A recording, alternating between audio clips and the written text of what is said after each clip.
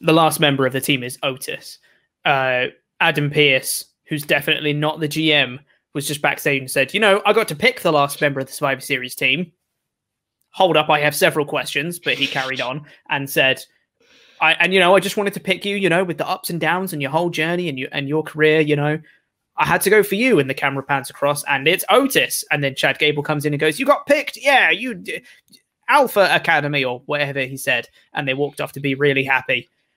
Yeah. So I guess they're spinning the Alpha Academy plate. Maybe Chad Gable's had a word in Adam Pearce's ear. I almost called Adam Pearson's ear. Adam Pearce's ear. It really was like that kind of, oh, Adam, it's your birthday. You can pick one member for each team. He's like, oh, really? Oh, well, I'll pick spoiler alert. So I'll pick Bailey for the women's team. Which why not just have Bailey squash someone? Also, why did he get to pick one member of the SmackDown women's team? Why could he not just pick both? He's not an authority figure, but he has the authority to pick at least one. So why can't he pick two? Why the limit on what? Who made the limit for him to be able to pick one? Yeah, it's very strange. And then Natalya also qualified. Again, we'll talk about this later. And this is like her 9th attempt at qualifying. So it's just like And Otis got picked when he lost his qualifier to Seth. Do one or the other. Have him say, look, I know she hasn't qualified yet. And instead of giving her a 2-minute match against Tamina, say, but Natalya, she's incredibly experienced, former women's champion. She's the sort of person we need on our team. And there is an image, and I wish, actually, I might put it into the back end while you're talking next, that really summed up why I hated this whole thing. But you know what, Pete? Obviously, we've got these kind of static cameras when we do this. But don't you think it would be better if this segment, or if our podcast went more like this? Really good content for podcast listeners, by the way. Yeah, just lots of camera shot. Like, oh my God, it was so annoying. It was obnoxious in the segment. Sitting down having a chat. Like, it's not a wrestling match. Jeez. And it was like, here's his face. Here's a wide shot. Here's his face. Oh, he looks sad. Ooh, look at that. Yeah. Podcast listeners, I was just dancing around the screen. Being annoying. It was bonkers. It was insane. Like, the camera cuts I normally can deal with. Sometimes they get in the way during a match, and sometimes they'll miss something, or something won't look as good because the camera's too zoomed in or far out or something. And I'm like, oh, come on, guys, you should do better than that. But generally, I'm like, it's okay. I can deal with it. I'm used to it. These camera cuts really annoyed me when they were having a chat. I was like, I just want to see Roman talking. That is literally it. And occasionally, maybe after 30 seconds, give me a wide shot so I can see how Drew's reacting to it. And that's it. That is all I need. And it was just constantly like, Roman, Drew, wide, Roman, Drew, wide, Roman, wide, Drew. I was like, guys, they're just sitting. They're sitting. Nothing's happening. Kevin Dunn's in the back, one of those like he's got one of those dance machines which is altered, and every time he steps on one, it changes the camera angle. He's playing DDR with the cameras. Yeah, mental. I feel like we're just being grumpy old men, but like we are. But this was so annoying. But over 90% of this was great. It was so good.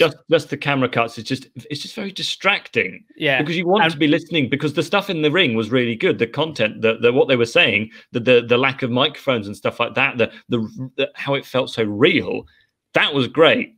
Yeah. But if you're trying to give me a seizure by just 9 million camera cuts, that's what I'm going to remember.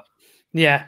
It's so annoying because, like you said, I think what makes it more frustrating was the segment was so good without the camera cuts. If they just took it easy, it would have been a brilliant segment.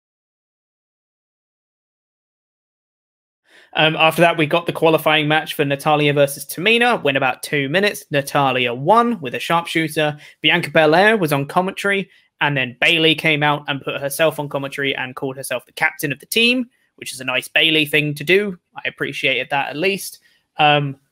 Michael Cole had a weird line saying that Bianca Belair was on Team NXT last year at Survivor Series, but now she's on the real team. on SmackDown. I was like, Cole, NXT won last year, you moron. Everyone forget that. Yes.